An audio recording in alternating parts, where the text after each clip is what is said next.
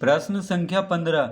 माध्यमिक विद्यालय की परीक्षा में 10 छात्रों को हिंदी विषय में निम्नांकित अंक प्राप्त हुए। प्राप्तांकों का समानांतर माध्य ज्ञात कीजिए। तो रोल नंबर 1 को प्राप्त हुआ है कितना, 50 अंक हिंदी विषय में।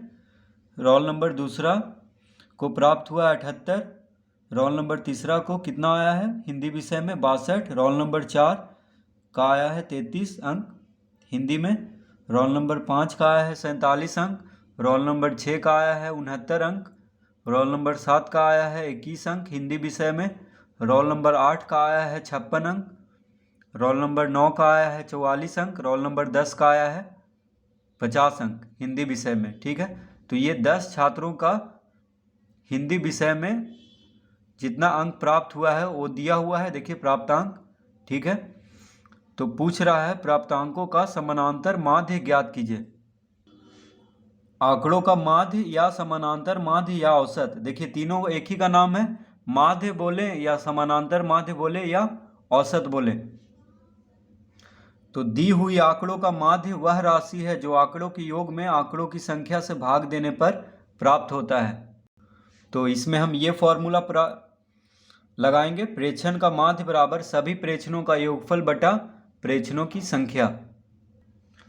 प्रश्न 15 का हल होगा प्राप्तांकों का समानांतर माध्य बराबर, तो जो भी अंक आया है हिंदी विषय में उसका समानांतर माध्य कैसे निकलेगा, देखिए जितना भी अंक है सबको जोड़ देंगे। तो रोल नंबर 1 को 50 आया है, उसी तरह सबका, देखिए रोल नंबर दूसरा का 78, उसी तरह रोल नंबर 10 तक, यानी 10 छात्रों का जितना भी अंक आया है सबको जोड़ देंगे। ठीक है, और बटा यानी 10 से भाग देंगे, क्योंकि 10 जितना आंकड़ा रहेगा, ठीक है, आंकड़ों का योगफल, प्रेक्षणों का योगफल बटा प्रेक्षणों की संख्या। तो जितना संख्या है, देखिए एक संख्या 2 3 4 ऐसे करके 10 संख्या है, 1 2 3 4 5 6 7 8 9 10, तो 10 से भाग देंगे। तो देखिए 50 78 62 33 47 69 21 56 44, 50 को जोड़ने पे कितना आएगा, 510 आएगा। ठीक है, तो इन सब को जोड़ने पे कितना आ जाएगा, 510। तो 510 को 10 से भाग दे देंगे, तो एक शून्य से देखिए एक शून्य कट गया है, तो बटा में सिर्फ एक बचा, तो एक से 51 को भाग देंगे तो 51 आएगा। यानी प्राप्तांकों का समानांतर माध्य कितना हुआ, 51। इसका उत्तर हो जाएगा 51।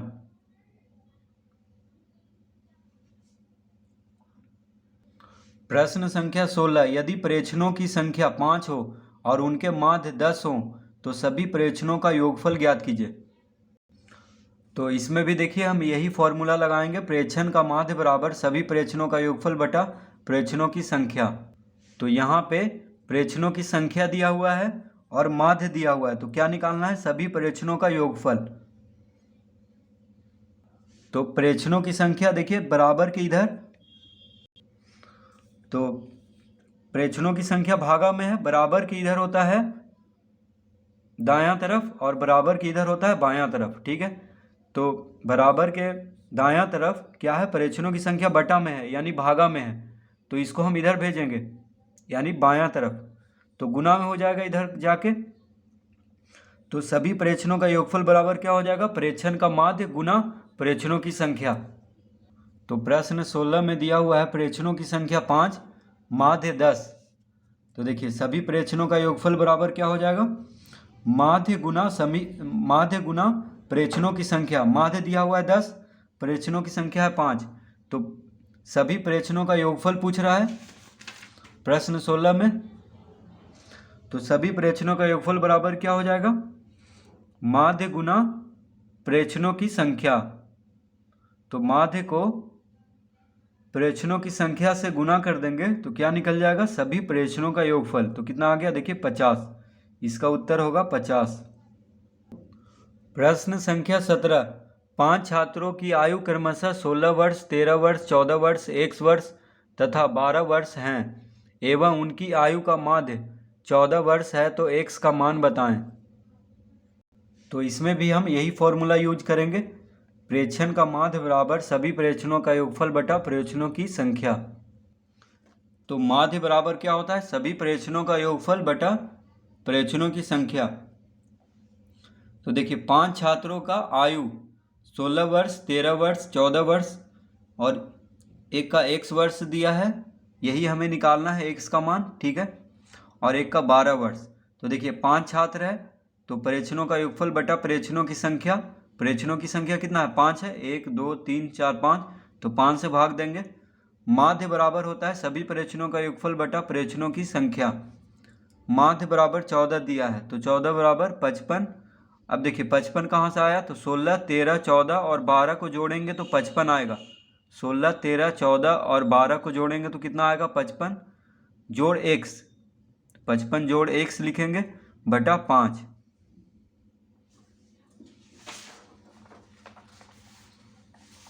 तो इसके आगे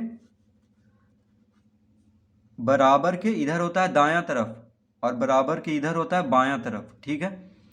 तो दायां तरफ क्या है, 5 भागा में है, बटा में है तो भागा में हुआ, तो इसको इधर भेजेंगे तो गुना में हो जाएगा। यानी देखिए 14 गुना 5 बराबर 55 जोड़ x हो जाएगा। तो 14 पचे कितना होता है, 70। तो 70 बराबर 55 जोड़ x। अब बराबर की इधर दायां तरफ होता है, बराबर की इधर बायां तरफ। तो 55 दायां तरफ है तो इसको बायां तरफ भेजेंगे तो देखिए माइनस में हो जाएगा इधर आके। तो x बराबर कितना हो जाएगा, 70 माइनस 55, ठीक है। क्योंकि यहाँ पे प्लस में है तो इधर जाके माइनस में हो जाएगा, तो x को इधर लिख देंगे तो हो जाएगा 70 माइनस 55। तो 70 माइनस 55 कितना हो जाएगा, 10 में से 5 गया 5, 6 में से 5 गया 1, तो x बराबर कितना हो गया, 15। यानी x का मान कितना हो गया, 15। तो जो 5 छात्रों का आयु पूछ रहा था तो उसमें एक का आयु x वर्ष था तो उसका आयु कितना हो जाएगा, 15 वर्ष, ठीक है। तो x का मान निकालना था तो देखिए आ चुका है 15। प्रश्न संख्या 18, यदि x1, x2 का माध्य 6 एवं x1, x2, x3 का माध्य 7 हो तो x3 का मान निकालिए। तो इसमें भी यही सूत्र लगाएंगे, प्रेक्षण का माध्य बराबर सभी प्रेक्षणों का योगफल बटा प्रेक्षणों की संख्या। तो माध्य बराबर क्या होता है, सभी प्रेक्षणों का योगफल बटा प्रेक्षणों की संख्या। तो देखिए x1 x2 x1 x2 का मान कितना दिया हुआ है, x1 x2 का माध्य दिया हुआ है 6। तो देखिए माध्य के जगह पे हम 6 लिखेंगे और x1 जोड़ x2 यहाँ पे जोड़ देंगे क्योंकि माध्य बराबर होता है सभी प्रेक्षणों का योगफल बटा प्रेक्षणों की संख्या। तो यहाँ पे जोड़ेंगे तो देखिए 2 संख्या है, एक हो गया x1 एक हो गया x2, तो 2 लिखेंगे यहाँ पे, ठीक है। अब देखिए ये दोनों का माध्य दिया हुआ है 6, तो 6 यहाँ पे लिखेंगे माध्य के जगह पे। तो x1 जोड़ x2 बटा 2। अब दायां तरफ बराबर के दायां तरफ 2 क्या है, भागा में, तो इधर आएगा तो गुना में हो जाएगा। तो x1 जोड़ x2 बराबर कितना हो जाएगा, अतः x1 जोड़ x2 बराबर 6 गुने 2 यानी 12, ठीक है। तो x1 जोड़ x2 का मान आ गया है 12। अब इसी मान का उपयोग करके हम जो पूछ रहा है उसका हल निकालेंगे, यानी x3 का मान निकाल लेंगे। फिर देखिए माध्य बराबर क्या होता है, सभी प्रेक्षणों का योगफल बटा प्रेक्षणों की संख्या। तो x1 जोड़ x2 जोड़ x3 बटा 3 हो जाएगा, क्योंकि यहाँ पे 3 संख्या है, x1 x2 x3, तो यहाँ पे बटा में 3 लिखेंगे। अब x1 x2 x3 का माध्य दिया हुआ है 7, ठीक है। तो माध्य के जगह पे 7 रखेंगे तो 7 बराबर हो गया x1 जोड़ x2 जोड़ x3 बटा 3। अब बराबर के दायां तरफ 3 क्या है, भागा में यानी बटा में है, तो इसको इधर भेजेंगे यानी बायां तरफ। तो 7 या 21 हो जाएगा। तो हम लिखेंगे देखिए x1 जोड़ x2 जोड़ x3 बराबर 7 गुना 3, 3 को इधर भेज देंगे तो गुना में हो जाएगा क्योंकि यहाँ पे भागा में है। तो x1 x2 का मान हम अभी निकाले हैं, देखिए इसके पहले यहाँ पे x1 x2 का मान कितना निकाले हैं, 12, तो इसको हम रखेंगे। तो देखिए x1 x2 का मान हम यहाँ पे 12 रखेंगे जोड़ x3 बराबर 7 या कितना होता है 21, ठीक है। तो अतः x3 बराबर 21 माइनस 12, 12 बायां तरफ जोड़ में है। देखिए इसके आगे कोई चीज़ नहीं है तो ये जोड़ में हुआ, तो इसको इधर भेज देंगे यानी बराबर के दायां तरफ। तो इसके आगे जोड़ है तो माइनस हो जाएगा इसके आगे, तो 21 माइनस 12 हो जाएगा। तो कितना आ गया देखिए इसका उत्तर, x3 का मान हो गया 11 में से 2 गया 9, तो 9 आ गया। तो यही पूछ रहा था कि x3 का मान निकालिए, तो x3 का मान हम लेके आ चुके हैं। प्रश्न संख्या 19, दो कक्षाओं की छात्रों के आयु का माध्य निकाला गया। 120 छात्रों की पहली कक्षा के छात्रों का माध्य आयु 9 वर्ष और 60 छात्रों की दूसरी कक्षा के छात्रों का माध्य आयु 12 वर्ष आया।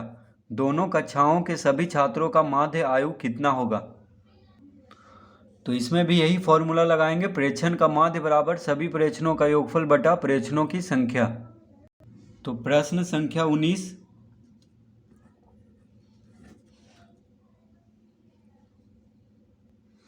तो 120 छात्रों की पहली कक्षा के छात्रों का माध्य आयु 9 वर्ष। तो देखिए यहाँ पे लिखेंगे हम पहली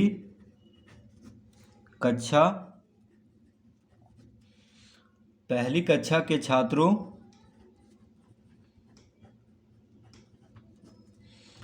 का माध्य आयु बराबर कितना दिया हुआ है? 9 वर्ष।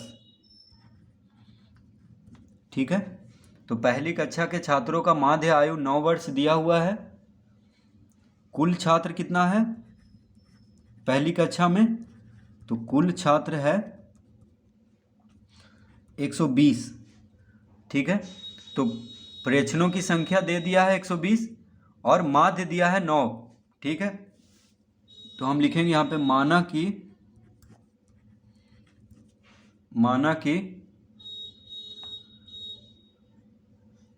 120 छात्रों के आयु का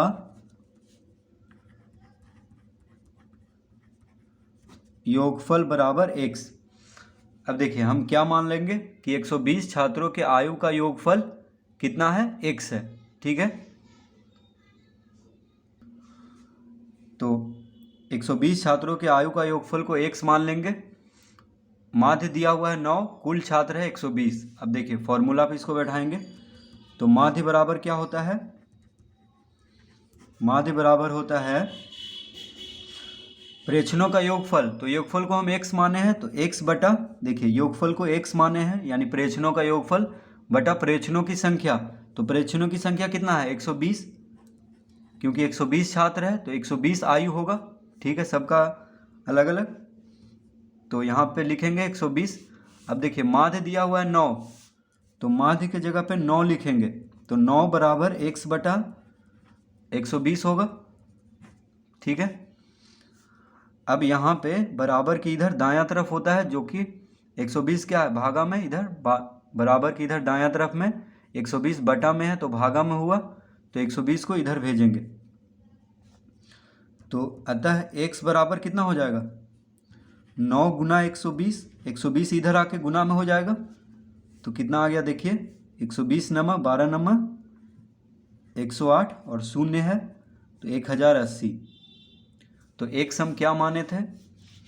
एक सम माने थे, माना कि 120 छात्रों के आयु का योगफल x माने थे। ठीक है, तो 120 छात्रों का आयु का योगफल आ गया है 1080।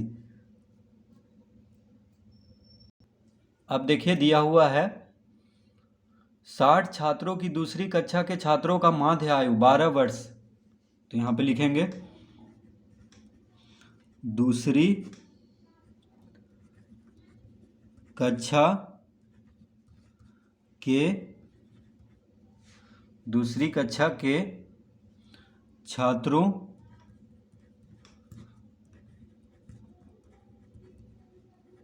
माध्य आयु, दूसरी कक्षा के छात्रों का माध्य आयु कितना दिया हुआ है? 12 वर्ष। ठीक है, कुल छात्र कितना है? दूसरी कक्षा में, तो कुल छात्र है 60। दूसरी कक्षा में 60 छात्र है। और क्या दिया हुआ है, तो अब देखिए मान लेंगे, तो लिखेंगे माना कि 60, माना कि 60, देखिए ये 60 लिखे हैं, ठीक है। 60 छात्रों, माना कि 60 छात्रों के आयु का योगफल, आयु का योगफल बराबर 22। तो पहली कक्षा में जितना छात्र था उसका आयु का योगफल को x माने थे, तो इसमें देखिए 22 मान लेंगे, ठीक है। इसमें क्या मान लेंगे, 22। तो इसके आगे अब माध्य बराबर क्या होता है, सभी प्रेक्षणों का योगफल। तो हम सभी प्रेक्षणों का योगफल को 22 मान लिए हैं, ठीक है। माना कि 60 छात्रों के आयु का योगफल बराबर 22। तो माध्य बराबर होता है सभी प्रेक्षणों का योगफल जो कि 22 है, 22/60। 60 क्या है, कुल छात्र, यानी 60 छात्रों की आयु है, तो 60 लिखेंगे यहाँ पे। माध्य बराबर इस तरह से फॉर्मूला पे बैठा देंगे। अब देखिए दूसरे कक्षा के छात्रों का माध्य आयु 12 दिया हुआ है, तो माध्य की जगह पे 12 रखेंगे, तो 12 बराबर 22/60। अब 60 यहाँ पे भागा में है, बराबर के दायां तरफ, तो इसको इधर भेजेंगे, तो 22 बराबर क्या हो जाएगा, 12 गुना 60। 60 इधर जाके गुना में हो जाएगा दायां से बायां तरफ, तो कितना आ गया, 12 गुना 60 बराबर 720। अब देखिए फिर माध्य वाला फॉर्मूला लगाएंगे, फिर माध्य बराबर x जोड़ y। अब पूछ रहा है हमसे कि दोनों कक्षाओं के सभी छात्रों का माध्य आयु कितना होगा। तो दोनों कक्षाओं के छात्रों का माध्य आयु बराबर क्या हो जाएगा, सभी प्रेक्षणों का योगफल, यानी दोनों कक्षा में जितना छात्र है उसके आयु का योगफल। तो पहली कक्षा के छात्रों का आयु का योगफल को x माने थे, तो x रखेंगे यहाँ पे, जोड़ 22। दूसरी कक्षा के छात्रों के आयु का योगफल को 22 माने थे, तो यहाँ पे रखेंगे, तो ये हो गया सभी प्रेक्षणों का योगफल, यानी x जोड़ 22 बटा 120 जोड़ 60। अब 120 कहाँ से आया, तो ये पहली कक्षा में 120 छात्र है, और यानी जिसमें हम x माने हैं आयु का योगफल को, 120 छात्रों के आयु का योगफल को कितना माने हैं, x, और दूसरी कक्षा के आयु का योगफल को 22 माने हैं, तो दूसरी कक्षा में 60 छात्र है, तो इसको भी जोड़ देंगे, यानी प्रेक्षणों का योगफल बटा प्रेक्षणों की संख्या माध्य बराबर होता है। तो x का मान हम अभी निकाले थे, ठीक है। पहली कक्षा में 1080, तो x की जगह पे 1080 रखेंगे, y की जगह पे 720 रखेंगे। देखिए y का मान हम अभी निकाले हैं, तो 1080 जोड़ 720 कितना हो जाएगा, 1800। तो 1800 बटा 180, तो देखिए एक शून्य से एक शून्य कट गया, 18 से 180 10 बार में कटेगा, तो कितना आ गया 10, यानी 1800 को 180 से भाग देंगे तो 10 आ जाएगा। तो हम यहाँ पे अब लिख देंगे, अतः दोनों कक्षाओं के सभी छात्रों का माध्य आयु बराबर 10 वर्ष। तो यही पूछ रहा था कि दोनों कक्षाओं के सभी छात्रों का माध्य आयु कितना होगा। तो देखिए 10 आ गया है, यानी 10 वर्ष होगा इसका उत्तर, ठीक है। तो माध्य आयु पूछ रहा है इसलिए वर्ष में लिख देंगे, तो 10 वर्ष, या सिर्फ 10 भी लिख सकते हैं, माध्य आयु बराबर 10, ठीक है। इस तरह भी लिख सकते हैं, या सिर्फ 10, यहाँ तक भी देखिए छोड़ सकते हैं आप। तो इसको एक बार फिर से देख लेते हैं।